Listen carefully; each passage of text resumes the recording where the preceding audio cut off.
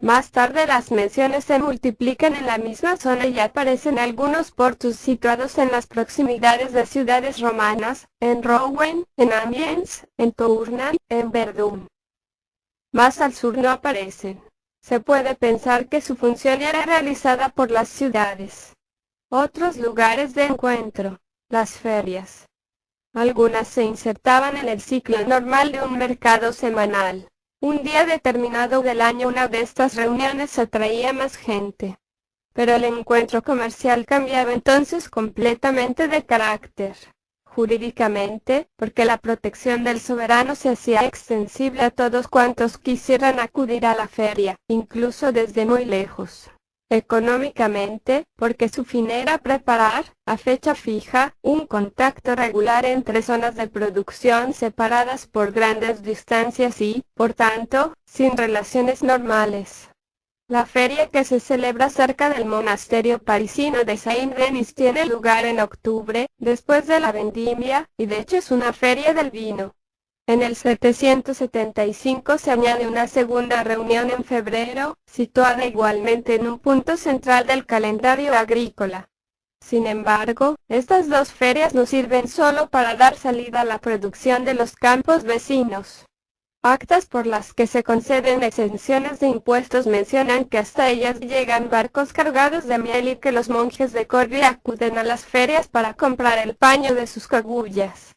Asisten ingleses desde los primeros años del siglo VIII, y después del 750, frisones y negociadores de Langobardía.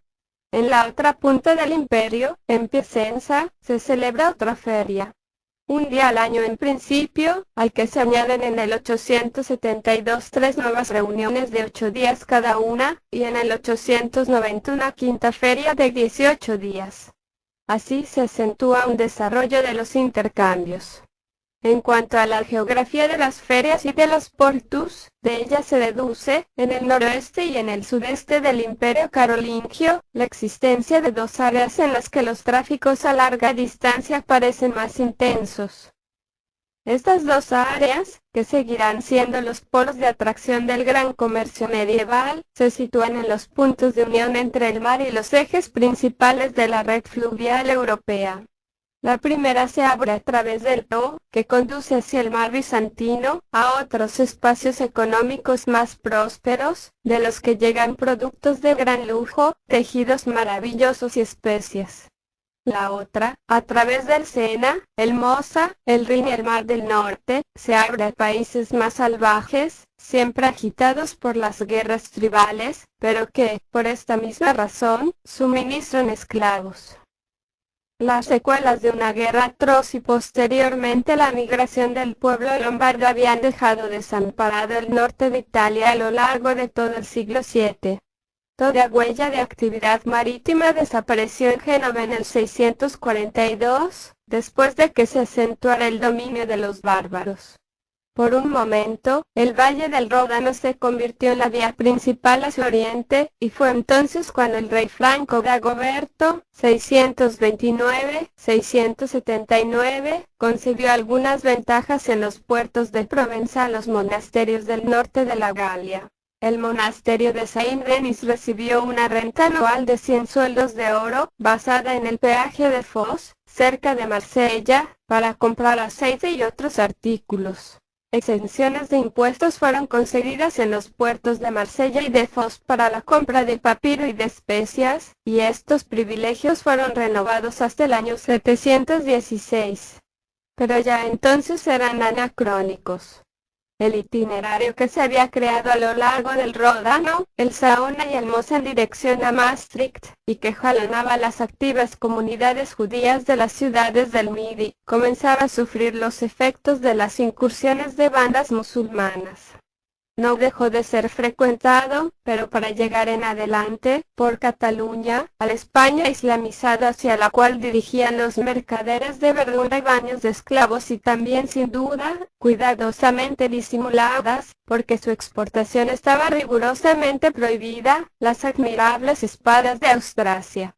Sin embargo, Lombardía se había convertido de nuevo en la puerta de Bizancio. La fundación del monasterio de Nogales en el 726, al pie del puerto de los Alpes occidentales más frecuentado de la Edad Media, es la primera etapa de una reorganización de los pasos de los Alpes. El rey Liutprando concluyó un acuerdo con los mercaderes de Comachillo cuyas barcas remontaban el Po cargadas de sal, aceite y pimienta. En las lagunas del Adriático que todavía controlaba Bizancio se acumulaban poco a poco, en la sombra, las fuerzas de las que surgiría pronto la vitalidad veneciana. Pavia era, desde fines del siglo VIII, el lugar de Europa en el que se podían adquirir los más hermosos objetos. Notker de Saint-Gall, que escribe hacia el 880, cuenta que, en tiempos de Carlomagno, los grandes de la corte se procuraban en esta ciudad telas de seda llegadas de Bizancio. La información es válida sin duda para fines del siglo IX. Se refiere a los navegantes de las lagunas como a los principales intermediarios entre los tesoros de Oriente y las cortes carolingias. Fueron movimientos de intercambios muy lejanos, cuyo centro se hallaba en Lombardía, los que vivificaron poco a poco la vía renana, los que hicieron que Dürstede suplantase a Maastricht y los que desembocaron finalmente en la estimulación del comercio frisón. Las primeras conquistas de los hombres de Austrasia habían sometido Frisia, que los misioneros, con grandes dificultades, integraban en la cristiandad. Aventureros del comercio procedentes de esta región frecuentaban Inglaterra ya a fines del siglo VII. Bede el Venerable habla de un traficante frisón que compraba en Londres prisioneros de guerra. Su colonia londinense era muy importante en tiempos de Alcuino. Por el Rin, sus barcas transportaban vino, cereales, cerámica, sal procedente de Luneburgo, esclavos. Estaban establecidos en barrios especiales en Colonia, Duisburg, Xanten, Worms y, sobre todo, en Maguncia. Se les encuentra igualmente en las ferias de Saint-Denis. En el siglo IX San Anscario llegó a Birka, en Suecia, en compañía de mercaderes de Frisia. Esta red de transporte por barco se avivó a fines del siglo VIII. Los puestos de cobro de peaje citados en el diploma de exención concedido en el 779 a la abadía de Saint-Germain-des-Prés, es decir, Rouen, Amiens, Maastricht, Kentovic y Dürstede, puntúan el área en la que se han desarrollado los nuevos portos y la acuñación de moneda. Dos puntos centrales. Dürstede, cuya moneda irradia en todas las direcciones en época de Carlomagno, y Kentovic, citado por primera vez en el 668 por Beda el Venerable, donde desembarcan los monjes anglosajones que parten al asalto del paganismo germánico y todos los peregrinos de Roma, donde llegan cargamentos de vino, de esclavos y de esas piezas de paños cuya calidad pretendía reglamentar un acuerdo firmado en el 796 entre Carlomagno y el rey Offa de Mercia. Si se añade a esto los tráficos, menos diferenciados del saqueo, que tienen lugar sobre el Elba y sobre el Danubio, en los puntos de contacto con las tribus eslavas, en los que se aprovisionan los traficantes de esclavos, un capitular del 805 intenta canalizarlos hacia un rosario de mercados fronterizos, la impresión de un desarrollo continuo que hace extenderse las actividades propiamente comerciales a expensas de la economía del regalo es clara. Este desarrollo está favorecido en primer lugar por la restauración política, es decir, por la paz interior, por la reordenación del aparato monetario y sobre todo por el reforzamiento de una aristocracia que se divide el abundante botín de las guerras incesantes y victoriosas hasta el umbral del siglo IX. Es necesario no obstante conocer la medida exacta del desarrollo de los intercambios basados en el uso de la moneda. No se corre el riesgo de hacer que aparezcan de modo excesivamente amplio a través de fuentes escritas de las que ya he dicho que tienden a falsear las perspectivas reales por cuanto se refieren a un campo privilegiado en lo que respecta a la acuñación y a los mercaderes. Seamos prudentes ante estos testimonios y desconfiemos, más tal vez, de la atención excesiva que, en la línea de Henri Pirenne, ha prestado la historiografía reciente a los aspectos comerciales y monetarios de la economía de este periodo. Primero oleada de verdadero crecimiento, simple agitación de superficie. Sobre este punto son precisas tres observaciones. 1. Los indicios de una intensificación del comercio son abundantes, especialmente en las fronteras del Imperio carolingio. Pero esto depende una vez más de las estructuras del Estado. Se han creado fronteras. A imitación de Bizancio se organizan puestos fijos en los que se cobra el tributo a los mercaderes. Como ni en el norte ni en el este existían ciudades o estas eran muy escasas, esta preocupación por reglamentar y de controlar explica por sí sola la aparición en los documentos de aglomeraciones nuevas. La localización marginal de los testimonios no significa por tanto que en el interior de la Europa continental no se ha producido esa reanimación de los caminos. Ya he explicado por qué apenas se encontraban en los tesoros monedas extranjeras, y si las huellas de brotes urbanos son poco visibles es porque había ciudades suficientes en número y en extensión para abrigar las actividades nuevas. De hecho, se sabe que en la Borgoña del siglo IX había ferias anuales en las 5 ciudades de la provincia, en las capitales de condado y en la proximidad de las principales abadías. La ausencia de portus, de monedas de acuñación lejana, no significa de ningún modo atonía comercial. Nada autoriza atribuir un carácter exclusivamente periférico al despertar que se deja entrever. 2. Por el contrario, la animación parece marginal en cuanto a los objetos del gran comercio. Son esencialmente artículos de gran lujo. El comercio a larga distancia no es de hecho más que un sustituto de las operaciones de pillaje. Proporciona lo que la guerra no suministra sino de modo inseguro e irregular. Como las actividades militares, este comercio orienta hacia las viviendas de los jefes, a cuyo servicio doméstico pertenecen casi todos los mercaderes profesionales, lo necesario para adornarse, divertirse, realizar las fiestas y distribuir presentes. El poeta Hermoldo el Negro expresa muy claramente esta orientación en el elogio del Rin compuesto a mediados del siglo IX. Es un bien vender vino a los frisones y a las naciones marítimas e importar productos mejores. Así nuestro pueblo se engalana.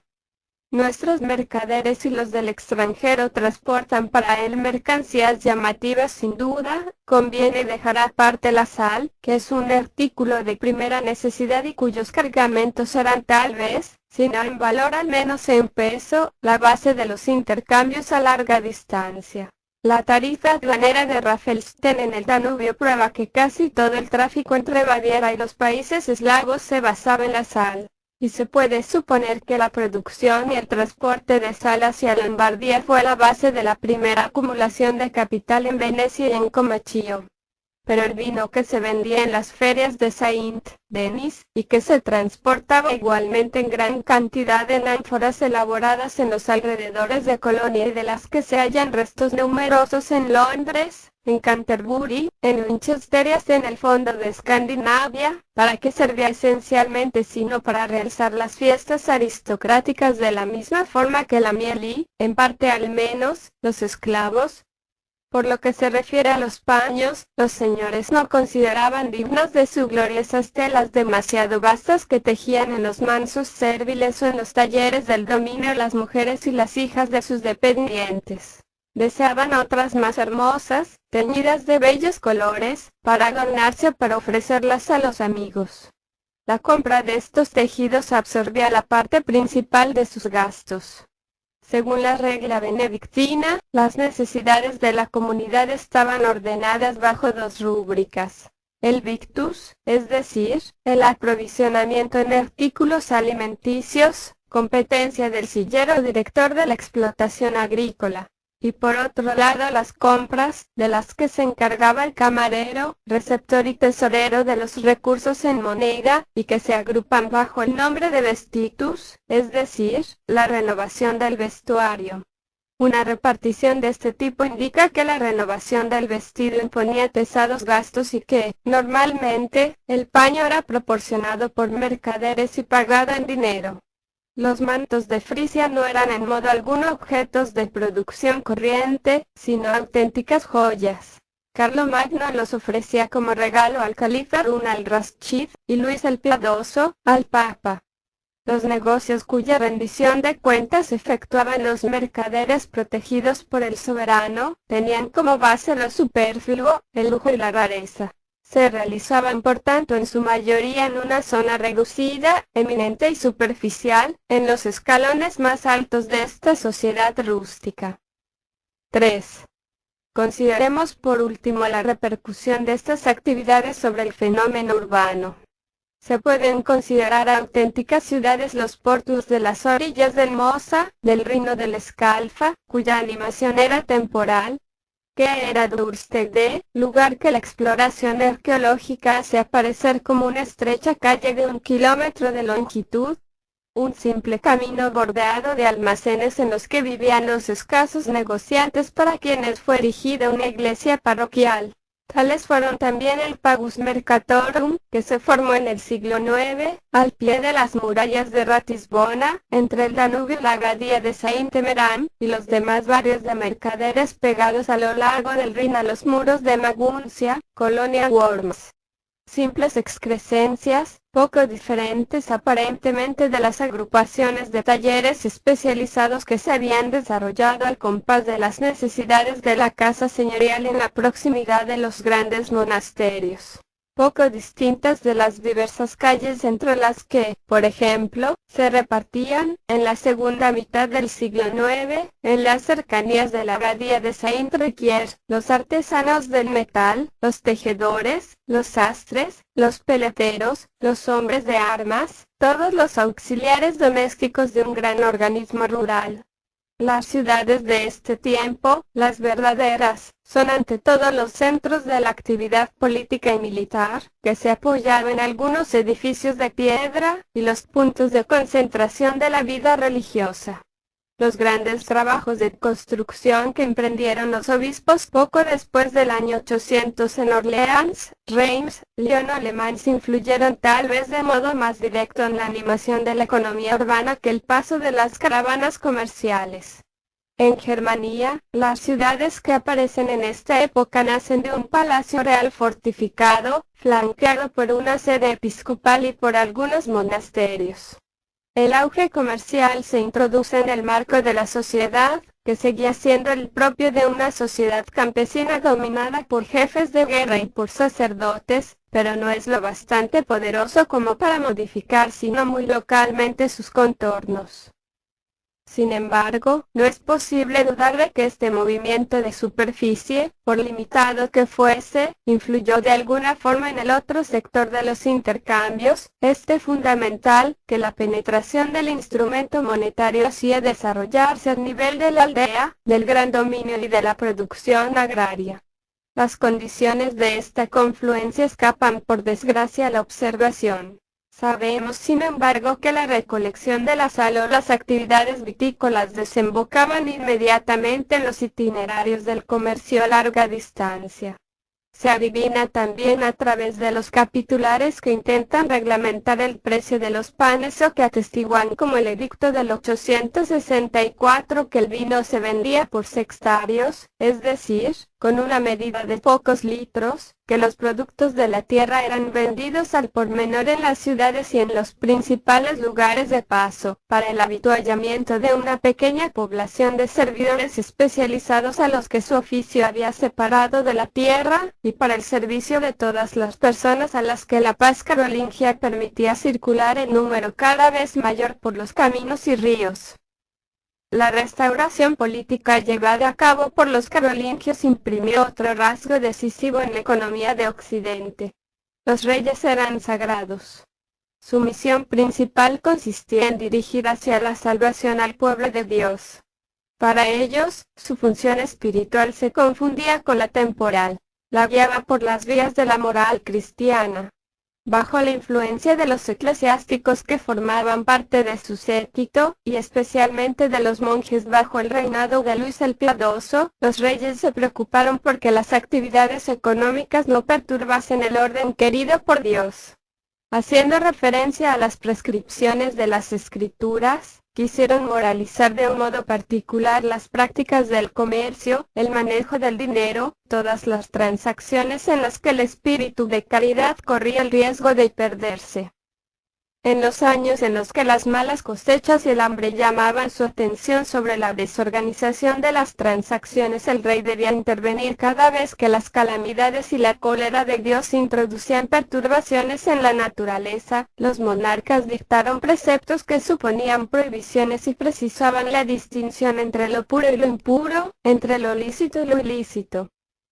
Todos los que, en el tiempo de la recolección y de la vendimia, compran trigo y vino sin necesidad, con ánimo de avaricia, por ejemplo, comprando un modio por 2 dineros y conservándolo hasta que puedan venderlo a 4 o 6 dineros e incluso a un precio superior, cometen lo que llamamos una falta de honradez. Si, por el contrario, compran por necesidad para guardarlo para sí o repartirlo entre otros, a esto lo llamamos negocio 17.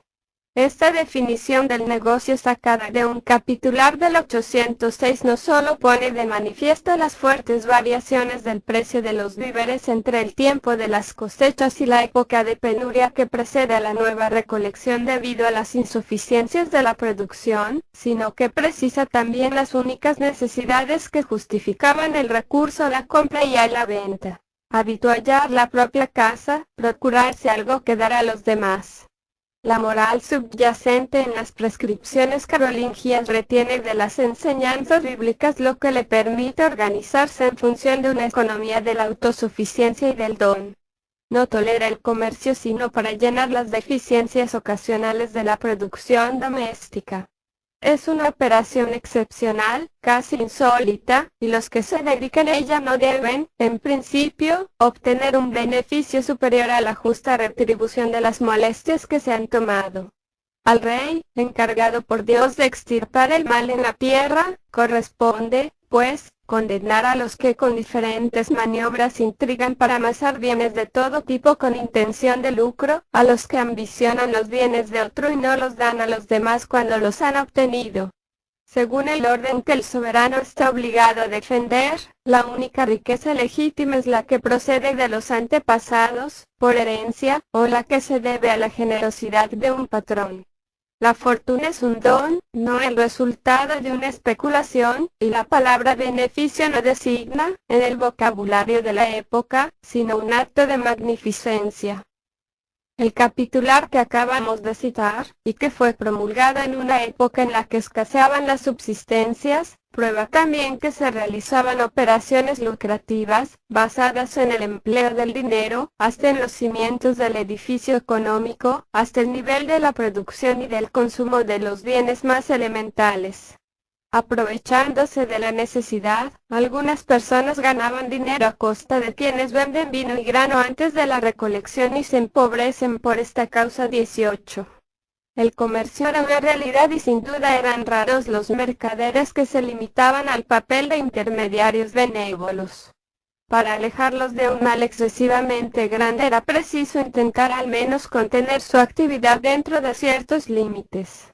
Imponerles el descanso dominical, suprimir los mercados del domingo, salvo los que se hallaban legitimados por costumbres muy antiguas, 809, y fijar el justo precio de los artículos, 794.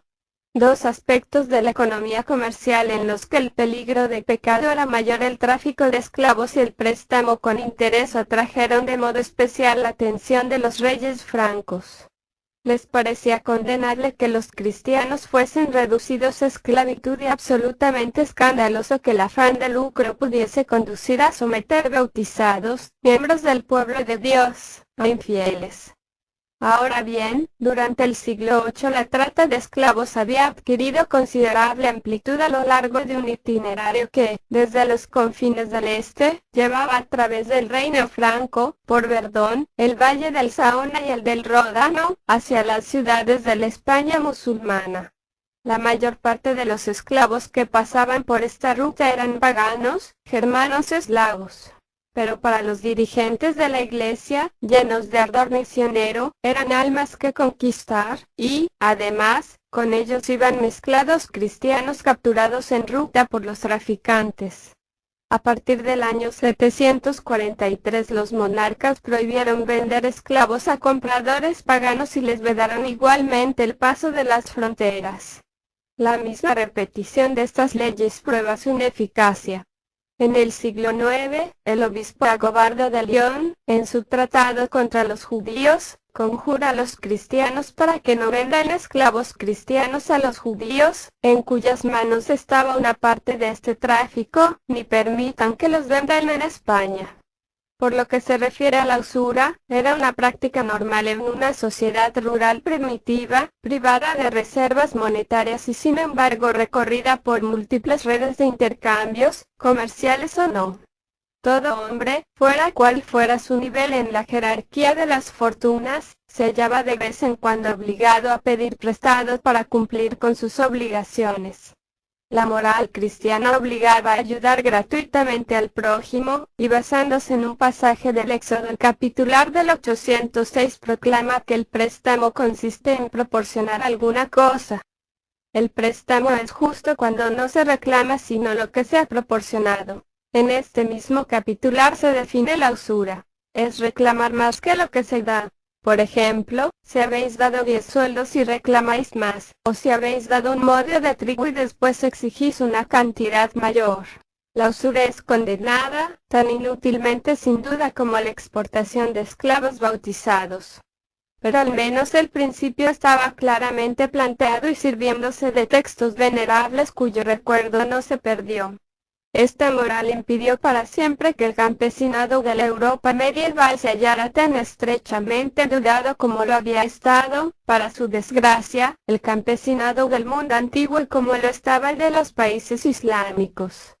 Una de las huellas más duraderas del orden carolingio fue la institución de una ética aplicada a este sector, que muy lentamente se desarrollaba en las fronteras de un sistema económico completamente marcado por la organización señorial, por las formas nuevas que revestía poco a poco la servidumbre y por los intercambios gratuitos de bienes y de servicios que engendraban la dependencia de los humildes y la generosidad de los grandes.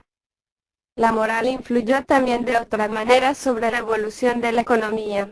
La realeza carolingia se volvió en esta época pacífica. Si la guerra de agresión contra los pueblos extraños perdió vivacidad a comienzos del siglo IX, cuando Luis el Piadoso fue nombrado emperador, fue porque la conquista había sido llevada tan lejos que las expediciones de saqueo habían dejado de ser rentables. Por el norte y por el este las campañas carolingias chocaban con un mundo demasiado salvaje y demasiado desprovisto para que hubiera en él mucho que tomar. En el sur se enfrentaban a dificultades crecientes. Estas realidades materiales suscitaron la aparición en el círculo, muy restringido, de los intelectuales eclesiásticos que rodeaban al emperador de una ideología de la paz. La dilatación del reino había terminado por reunir a casi toda la cristiandad latina bajo una misma autoridad, por realizar la ciudad de Dios. En adelante no debería ser la primera preocupación del soberano mantener la paz en el interior de su pueblo. A imitación del Basileus, el emperador no debía pensar en dirigir nuevos ataques, sino en defender el rebaño de los bautizados contra las incursiones paganas. Estas consideraciones, difundidas por la propaganda eclesiástica, reforzaron las tendencias naturales que obligaban a mantenerse a la defensiva a las bandas francas durante tanto tiempo conquistadoras. La debilitación del espíritu de agresión, cuya violencia había permitido durante un siglo a la aristocracia de Galia y de Germania, que apenas sacaba de qué vivir de su enorme fortuna territorial, adornarse con algún lujo y estimular la iniciativa de sus mercaderes domésticos, aparece en cualquier caso como un hecho económico de primerísima importancia. Por dos razones. Porque, al reducir el valor del botín que cada año, a fines del verano, llevaban los ejércitos a la corte, cegaba poco a poco la fuente principal de las liberalidades reales, y porque de estas dependía en la práctica el poder que permitía al rey controlar a la aristocracia. Comenzó entonces la disgregación del edificio político construido por la conquista. Sobre sus ruinas proseguiría, en un marco completamente nuevo, el desarrollo económico. Por otra parte, la cristiandad latina, replegada a la defensiva, pero enriquecida por el tímido auge económico cuyas huellas hemos seguido, fue en adelante una presa fácil para nuevos agresores. Por consiguiente, si se intenta, para resumir, sacar partido de la relativa claridad que difunden las fuentes escritas del siglo IX, se pueden aventurar las conclusiones siguientes. 1. Carlos Martel, Pipino, Carlomagno, al llevar cada año a sus camaradas y a sus fieles a la búsqueda de botín, reunieron considerables riquezas. Regalaron mucho, y estas liberalidades, estas distribuciones de bienes muebles acrecentaron sensiblemente los recursos que la aristocracia podía consagrar al lujo. Este refuerzo de medios, en una civilización que se habituaba al uso de la moneda, contribuyó a estimular el desarrollo de un verdadero comercio de artículos caros. 2. Ante estas facilidades, los grandes no se preocuparon de perfeccionar la explotación de su fortuna territorial. Esta fue abandonada a los intendentes, es decir, lo más frecuentemente a la rutina. Los grandes dominios aparecen efectivamente, cuando después del año 800 descubren su estructura los inventarios, como organismos anquilosados cuyo peso tiende a bloquear la expansión demográfica. 3. Sin embargo, dos fenómenos obligaron, en el curso del siglo IX, a estos organismos a hacerse más flexibles, a adaptarse. En primer lugar, la infiltración progresiva de la moneda. Después, el fin de las guerras de conquista. La disminución de los beneficios que procuraban el botín y los tributos llevó a los grandes, para mantener su tren de vida, a excitar el ardor de sus intendentes. Era preciso forzar a los dominios a rendir más. De esta forma se puso en marcha un lento movimiento. La presión creciente de los poderosos sobre los pobres preparó el deslizamiento de todo el campesinado hacia una condición cuyo modelo proporcionaban las nuevas formas que revestía la esclavitud. Paralelamente, se dibujaba una mejora del equipo técnico que suscitó a la vez la recuperación demográfica del que dan testimonio los políticos de fines del siglo IX. 2. Las últimas agresiones no sin duda se arriesga uno a situar en la historia del desarrollo económico del occidente medieval las últimas oleadas invasoras que, desde el final del reinado de Carlomagno hasta los años posteriores al 1000, sufrió la cristiandad latina. Estas agresiones fueron durante largo tiempo consideradas responsables de una ruptura, tanto por historiadores que, como Henri Pirenne, veían en los tiempos carolingios la última fase de la progresiva disgregación del sistema legado por la antigüedad, como por quienes situaban en la época de Carlomagno el verdadero punto de partida del crecimiento. Su opinión se explica. Un gran vacío aparece en la documentación. Después del rayo de luz que arrojan sobre los fenómenos económicos los escritos emanados del renacimiento cultural carolingio, se abre una época de oscuridad. Durante más de un siglo el conocimiento histórico se halla privado de la mayor parte de sus medios. Sin embargo, un examen atento de los escasos testimonios llegados hasta nosotros invitan a revisar esta opinión, a considerar que, en su conjunto, la continuidad no fue rota, que el movimiento de desarrollo, cuya lenta puesta en marcha se adivina desde el año 800, no fue realmente frenado, que incluso fue estimulado en algunos sectores. Y este hecho lleva a considerar dentro de una unidad el periodo que se inicia en los primeros decenios del siglo IX y se prolonga hasta mediados, sino hasta el último cuarto del siglo XI. Los ataques situemos ante todo, brevemente, las incursiones que sufrió el occidente cristiano. Las primeras llegaron de Escandinavia, ampliando una expansión cuyos inicios tuvieron lugar sin duda a fines del siglo VII, los noruegos entraron 100 años más tarde en contacto con el área de civilización cuya historia podemos escribir. Los anales fechan su aparición en las costas de Inglaterra en los años 786-796, en Irlanda, hacia el 795, en Galia, en el año 799. En este momento los daneses se lanzaron a aventuras marítimas facilitadas sin duda por la incorporación de los navegantes frisones al reino franco. En principio, los daneses se limitaron a rápidas campañas de saqueo. Después del 834, las expediciones fueron más importantes y algunas bandas establecieron bases permanentes en las desembocaduras de los ríos. Desde estos campamentos remontaron el curso fluvial cada vez con mayor profundidad y llegaron a atacar las ciudades. Londres, que saquearon en el 841. Nantes, Rouen, París, Toulouse. En Galia la presión mayor se ejerció entre los años 856 y 862. Después del 878, más de la mitad del espacio anglosajón estaba en manos de los vikingos. En el Mediterráneo, desde los puertos de África del Norte y sobre todo de la España musulmana, los corsarios perseguían a los navíos cristianos y en ocasiones realizaban ataques contra las costas. Estas agresiones se hallan atestiguadas en Italia desde el año 806.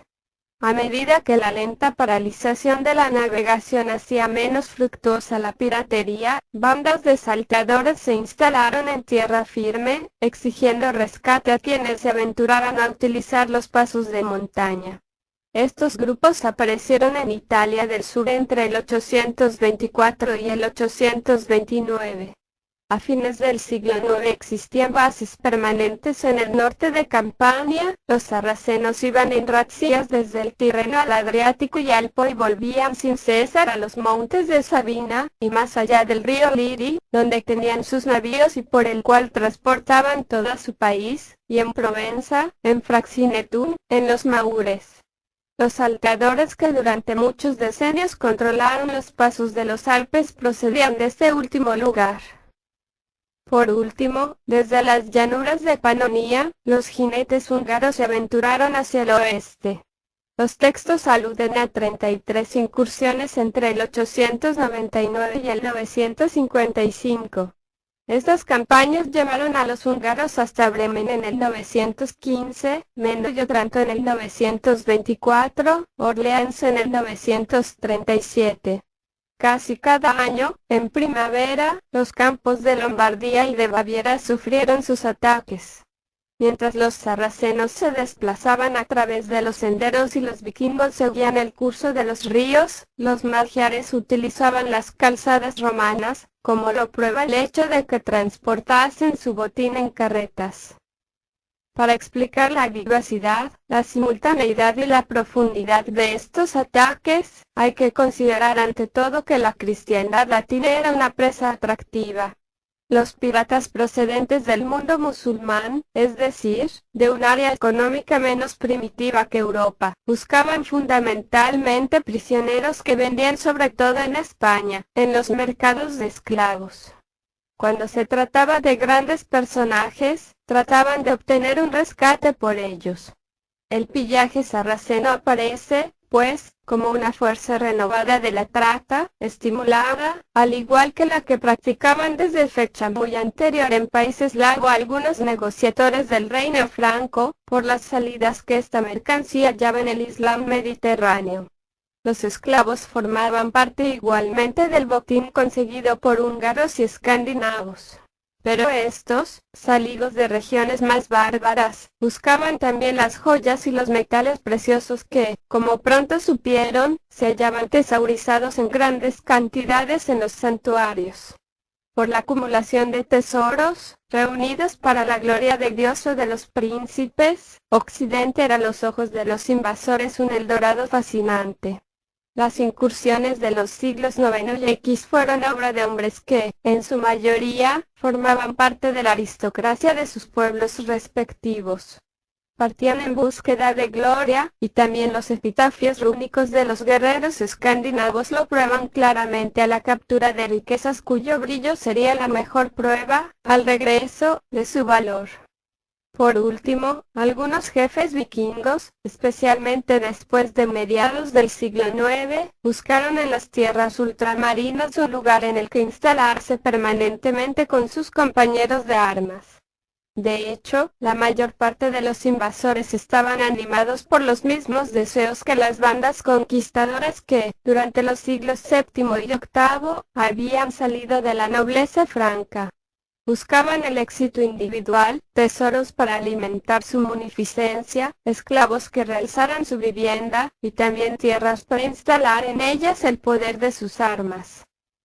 Estas aventuras pudieron producirse con éxito en este momento preciso de la historia europea debido quizá a ciertos cambios que afectaron a las condiciones de existencia en los países de origen de los salteadores.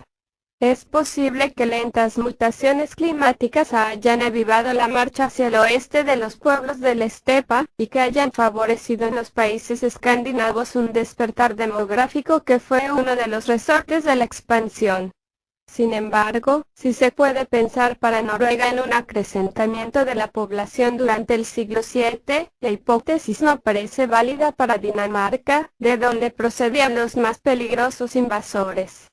Cabe la posibilidad de que la formación de bandas de aventureros se viese favorecida, entre los pueblos del norte, por la evolución de las estructuras políticas, por el paso de la tribu al estado monárquico. En cualquier caso, la causa principal de las últimas invasiones que debía sufrir Europa se halla en la inferioridad militar de Occidente. El ejército franco se había revelado como un útil de agresión muy eficaz contra los pueblos que combatían como él, a pie, provistos de armas rudimentarias y que se mantenían a la defensiva. Era invencible en campañas preconcebidas, pero era pesado, difícil de movilizar, incapaz de hacer frente a ataques imprevistos y rápidos excepto, quizá, en las marcas militares creadas por Carlomagno en Germania. Y los nuevos adversarios eran todos asaltantes. Disponían de instrumentos que los hacían inalcanzables. Los caballos de los húngaros, los navíos de los vikingos, que el primer desarrollo de la civilización escandinava había convertido en armas maravillosas. Los primeros merodeadores surgieron en un frente marítimo que no estaba preparado para la guerra. No hallaron resistencia. Corrieron la voz en su país y volvieron en mayor número. Las agresiones marítimas sembraron el desconcierto y el terror. Aceleraron la disgregación del Estado, de tal forma que las incursiones magiares encontraron desguarnecidas las defensas que habrían podido contenerlas. Así, la aristocracia franca, que desde hacía generaciones tenía en la guerra victoriosa la fuente principal de su lujo, debió a su vez, durante algunos decenios, ceder sus tesoros a los piratas. La historia de la tecnología militar explica este brusco cambio. Los efectos es posible que las fuentes escritas hayan exagerado la gravedad del golpe. Proceden en su totalidad de eclesiásticos. Están bien dispuestos a gemir y llorar la desgracia de los tiempos y a poner en evidencia todas las manifestaciones aparentes de la cólera divina.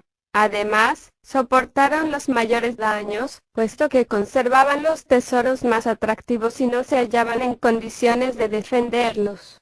Es necesario situar en su justo límite tales testimonios. Entre las 55 cartas y diplomas que se han conservado concernientes a Picardía, situadas sin embargo en una de las zonas más amenazadas, procedentes del periodo comprendido entre el 835 y el 935, es decir, durante los años de mayor peligro escandinavo, solo 2 aluden a las miserias de la época. Sin embargo, es indudable que el choque fue grave. Lo prueba el recuerdo duradero que dejó en la conciencia colectiva. ¿Cómo medir su influencia sobre las estructuras económicas de Occidente? Los piratas cogieron ante todo lo que podían llevar, es decir, hombres, mujeres, objetos preciosos, oro, plata, vino, todo lo que circulaba a través de los mecanismos del donativo, del contrarregalo o del comercio en la superficie de la economía. Más tarde, algunos de los asaltantes, los daneses, organizaron de modo más racional la explotación de las riquezas que ofrecía la cristiandad latina. Obligaron a las poblaciones a pagarles un tributo en moneda, en Frisia desde el año 819. En principio los rescates fueron locales y privados. Más tarde, los jefes de las bandas trataron con los poderes públicos.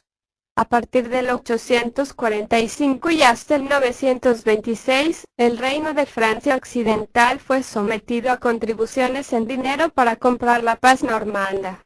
En el 861, Carlos el Calvo hizo entregar 5.000 libras a los normandos del Soma, 6.000 a los del Sena. El impuesto del Danegeld fue introducido en Inglaterra en el año 865 y llegó a ser permanente. En el 991, el importe de esta contribución alcanzaba las 10.000 libras. Por último, en algunas provincias, desde el 841 a las bocas del Escalda, los vikingos sustituyeron a la aristocracia local y se apropiaron en su lugar de los excedentes del trabajo campesino. Fundaron estados alrededor de 2 ciudades, Rohan y York, en las que se concentró cuanto proporcionaba la explotación de los campesinos. Una parte considerable de las joyas, de las reservas de metales preciosos que había acumulado la civilización, extremadamente pobre y rústica, de la Europa carolingia o de la Inglaterra sajona pasó de este modo a manos de los conquistadores. Muchas provincias vieron huir a sus monjes. Se perdieron, llevando consigo las reliquias y la parte que pudieron salvar de sus tesoros, en la espesura del continente, hacia lugares suficientemente alejados de los frentes de ataque. Durante más de un siglo, el monasterio de Nogalaise, al pie de un paisaje alpino que controlaban los sarracenos, permaneció desierto. Las razzías y el éxodo despoblaron durante mucho tiempo las zonas costeras del Tirreno. En Frisia, la actividad comercial desapareció hacia el 860. Sería erróneo, sin embargo, pensar que las incursiones normandas, sarracenas y húngaras fueron muy destructivas. Numerosas ciudades fueron saqueadas, pero fueron muy escasas las destruidas totalmente, como Frejus, Toulon o Antibes, que por otra parte se repoblaron en los años próximos al 1000 en la costa provenzal. Saint-Omer, muy próxima al Mar del Norte, resistió todos los asaltos. Fortificado en el 883, el burgo que se había formado en Arras a las puertas de la abadía de Saint-Vaast hizo frente al ataque del 891 y jamás fue abandonado por sus habitantes. En el 980 todavía se acuñaba moneda en Kentovic. Las ciudades sobrevivieron en su mayor parte, incluso las más expuestas, pero cambiaron de aspecto. Durante la paz carolingia, las murallas urbanas habían servido de cantera para la construcción de las nuevas catedrales cuya amplitud había rechazado hacia la periferia del núcleo urbano las actividades económicas. A partir de mediados del siglo IX se inició la construcción alrededor de las ciudades galas o de los monasterios de su suburbium de fortificaciones que, en la mayor parte de los casos, resistieron las agresiones. El papel defensivo se convirtió en el principal apoyo de la vitalidad urbana. Hizo fluir hacia las ciudades a los fugitivos del campo y sus riquezas, y este movimiento de concentración no dejó de acumular en las fortalezas, que incluían también los santuarios conservados, los recursos de un futuro desarrollo. Así, no solamente se observa, salvo raras excepciones, una continuidad en la actividad de las ciudades, sino que ésta se vio en algún modo estimulada por todos los peligros que pesaban sobre el país. Los lugares más afectados por la acción de las bandas de salteadores fueron los monasterios aislados y los campos. Muchos dominios y aldeas perdieron una parte de sus trabajadores, que fueron a parar a manos de los traficantes de esclavos. Pero la economía rural era demasiado primitiva para sufrir en profundidad con el paso de los piratas, y el equipamiento de las explotaciones rurales demasiado rústico para ser dañado de modo duradero. En la mayoría de las provincias es dudoso que las incursiones de los paganos hayan causado más perjuicios materiales que los provocados anualmente por las rivalidades entre los grandes, antes, durante y después de los grandes ataques. Las poblaciones huían ante los invasores, con su ganado. Volvían normalmente después de la alerta a seguir penando sobre una tierra que apenas había sufrido por el paso de los asaltantes. No les costaba mucho reconstruir sus cabañas, y numerosos campesinos se instalaron sin duda muy rápidamente en el marco habitual del señorío. Es posible que los señoríos hayan tenido algunas dificultades. Se adivina a través de las fuentes escritas que, en algunas comarcas, entre el Loire y el Mar del Norte, los campesinos intentaron organizar la defensa por sí mismos, que se reclutaron tropas y que éstas inquietaron a la aristocracia. Estos levantamientos, rápidamente sofocados, eran incapaces de romper la influencia de la autoridad señorial. Pero los ataques y el terror que inspiraban los asaltantes determinaron a menudo amplias migraciones campesinas, que privaron a los grandes dominios de la mano de obra indispensable para su explotación. En el capitular dictado por Carlos el Calvo en el 864, el monarca franco intentaba limitar el perjuicio causado por este motivo a sus grandes, imponiendo a los campesinos que vivían en zonas sometidas a las alertas la obligación de hallarse en el lugar habitual de su actividad en el momento de la siembra, al menos, y de la recolección. Una disposición de este tipo, de insegura aplicación, recogía implícitamente un hecho de graves consecuencias: el desarraigo de una parte del personal de los señoríos. Evidentemente, la fuga ante los vikingos, los sarracenos o los húngaros permitió a numerosos esclavos y dependientes romper los lazos que los unían a sus dueños. Se establecieron en otros lugares, al servicio de otros señores, que los trataron como libres y los explotaron menos duramente. Para repoblar sus dominios, los grandes propietarios debieron suavizar el sistema de censos y prestaciones. No es absurdo pensar que el choque de las invasiones provocó una disminución de las cargas del manso, sobre las que sabemos desde que reaparecen documentos explícitos a fines del siglo XI que eran infinitamente más ligeras que en la época de los primeros políticos carolingios. En todo caso, en la Inglaterra sometida por los daneses a su poder, los Orkneymen, de los que hablan los documentos de la época normanda, eran según todos los indicios los sobrevivientes de una clase media de campesinos a los que la conquista escandinava había sustraído a la autoridad de la aristocracia anglosajona. Se puede por tanto adelantar la hipótesis de una suavización notable que quitó su excesiva rigidez al marco de la gran explotación rural. Suavización que, al aliviar a los trabajadores de los campos, estimuló su actividad, favoreció la roturación y el crecimiento demográfico. En los campos de la cuenca del Mosa se descubren las huellas, desde los últimos años del siglo IX, de una colonización del bosque que hace multiplicarse y aparecer nuevos mansos y dominios. Las sernas han sido reemplazadas por censos en dinero. Las iglesias rurales se agrandan continuamente en el curso de los siglos IX y X. Todos estos indicios testimonian una distensión que permitió que el empuje vital, largo tiempo reprimido por las imposiciones consuetudinarias, prosiguiera su desarrollo.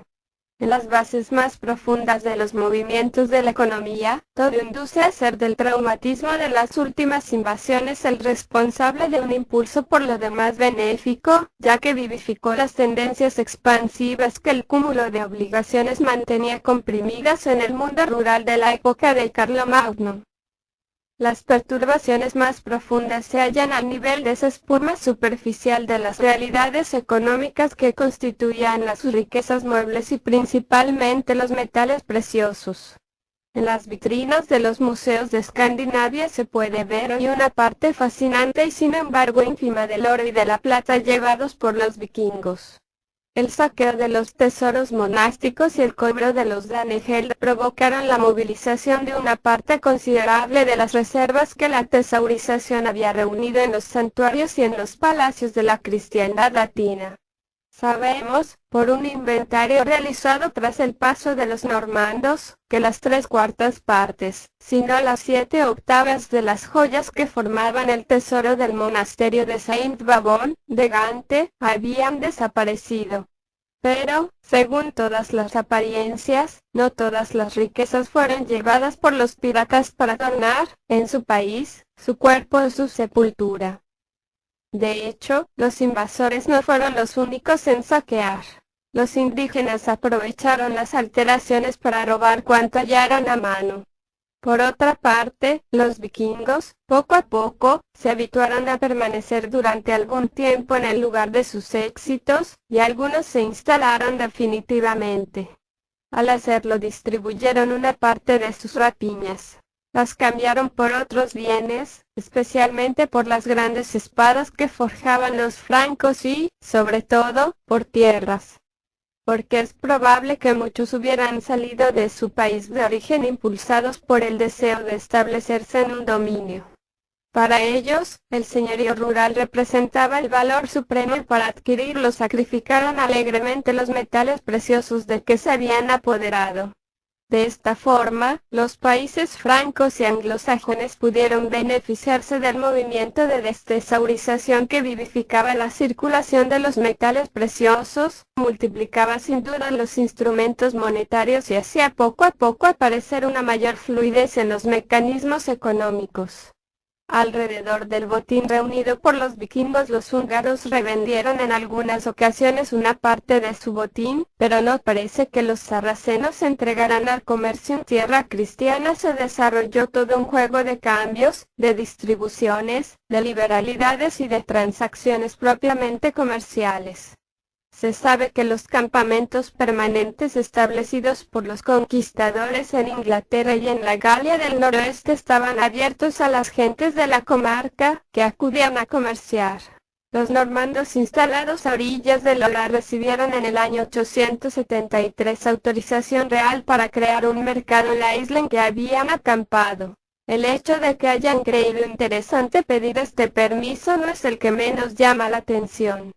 Los esclavos fueron la materia principal de este tráfico. Numerosos cautivos fueron liberados previo pago de un rescate. Los establecimientos monásticos, por piedad, rescataron a muchos con los restos de sus tesoros. Los demás fueron vendidos al mejor postor, y el comercio del ganado humano, que el orden carolingio había desplazado hacia los confines eslavos o musulmanes de la cristiandad, recuperó su importancia. Todavía se practicaba la trata en Normandía en el último tercio del siglo XI. A través de estos mecanismos y en círculos progresivos a partir de núcleos situados junto al Canal de la Mancha y al Mar del Norte, los intercambios se multiplicaron y penetraron en el seno del mundo rural. La prueba la ofrece la evolución del sistema monetario. Mientras que los primeros carolingios se habían esforzado por reforzar progresivamente el peso del dinero de plata, Carlos el Calvo en el 864 ordenó acuñar monedas de menor peso. Pretendía, sin duda, multiplicar los instrumentos monetarios y, rebajando su valor, adaptarlos a los usos comerciales que se hacían cada vez más corrientes en los medios sociales humildes. Así comenzó en Francia el lento movimiento que, reduciendo el valor en metal precioso de la pieza monetaria, vulgarizó más rápidamente su empleo. Lejos de señalar una ruptura, una detención del primer desarrollo que pone de manifiesto la fundación de los portus en la época carolingia, las campañas de saqueo, al menos las realizadas por los escandinavos, crean la continuidad entre este primer punto de partida y el gran auge cuyas huellas evidentes proporcionan los documentos escritos posteriores a 1075. Mientras todos los movimientos, todos los atropellos, todos los choques provocados por los invasores hacían estallar los corsés que oprimían en Occidente a la economía rural. Mientras se unían poco a poco, desde el Atlántico hasta las llanuras eslavas, las rutas hasta entonces discontinuas del comercio por barco. Mientras se ampliaba el espacio europeo gracias a la prolongación de las conquistas y de las misiones de evangelización carolingias. Mientras se preparaba la incorporación de Hungría a la cristiandad, es decir, la apertura de la ruta del Danubio hacia Bizancio, las perturbaciones y los tumultos que siguieron a las invasiones venían a reforzar el efecto de probables mutaciones climáticas. Liberaban tendencias al crecimiento que se dibujaban en el siglo IX en la población rural, estimulaban dinamismos que pudieron tener vía libre desde el momento en que cesaron las incursiones.